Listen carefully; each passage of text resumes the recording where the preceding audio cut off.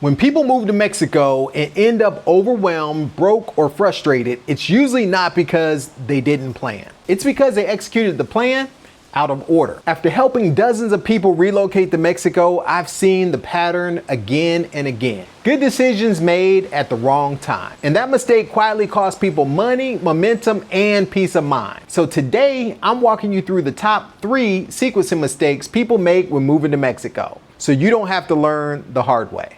Let's get it. The most important factor in any move abroad is finances. A lot of people move to Mexico hoping to save money, but what most people don't realize is that a solid savings and a reliable income plan aren't optional, they're requirements. Qualifying financially is the first real gate to building a life in Mexico, and that bar keeps getting higher and higher every year.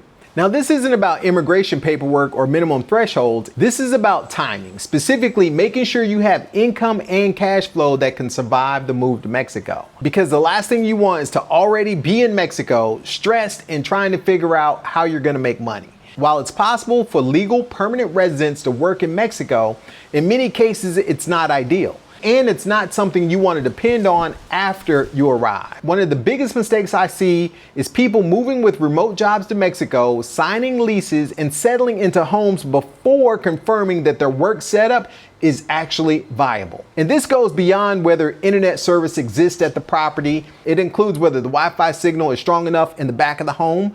It includes whether the network privacy is protected. And it includes things like power redundancy. Even riskier are remote workers who move without company approval and without the proper network privacy protections in place. That's how you get flagged, locked out, or forced into damage control after you've already moved. And here's the hard truth.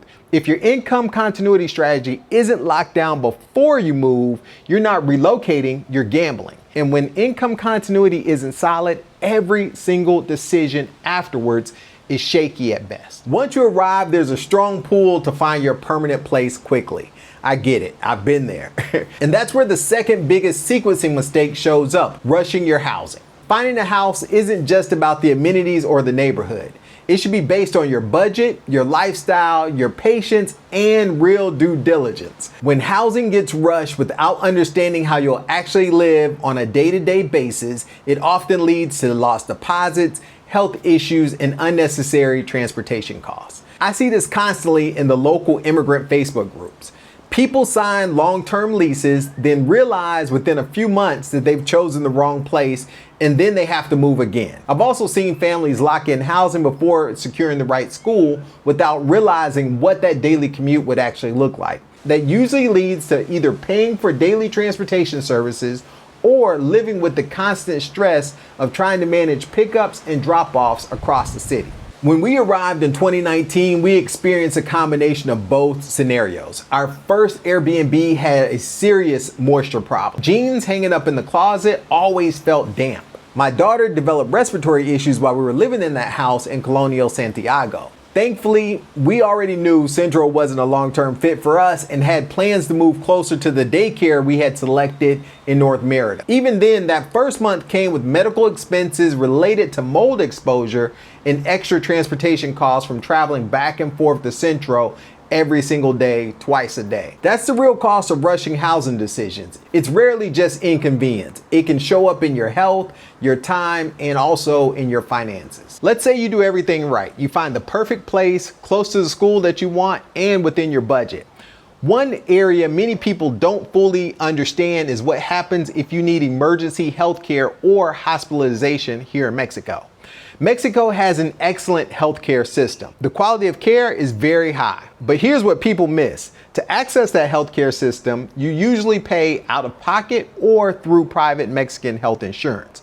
A lot of people assume no problem. I've got Cigna, I've got Blue Cross, I've got Aflac.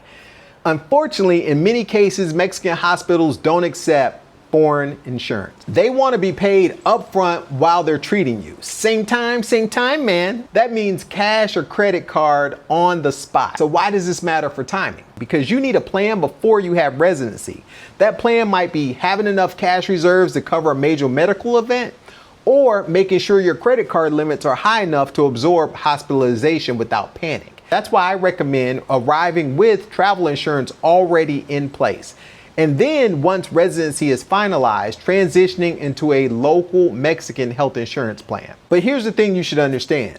Healthcare coverage in Mexico works very differently than in the US, and depending on your age and your health history, it can be harder to obtain than most people expect. If you wait until something happens to figure this out, you're already too late. When people struggle after moving to Mexico, it's rarely because they made bad decisions. It's because they made good decisions, but in the wrong order.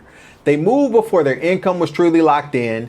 They rushed into housing before understanding how it would support their lifestyle and their family, and they assumed healthcare would work itself out instead of planning for it up front. Each of these mistakes on its own is stressful. However, together, they can create a ripple effect that's hard and expensive to recover from.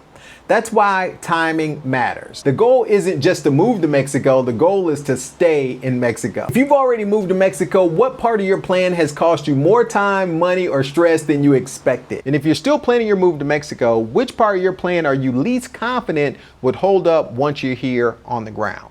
If this video surfaced gaps in your plan, that's exactly what the Roadmap to Expat system was built for. Hit the link below to get a free evaluation of your plan. And if you want to go deeper on why catching risk early matters, check out this video over here. Until next time, MexitPlans Monty, I'm out.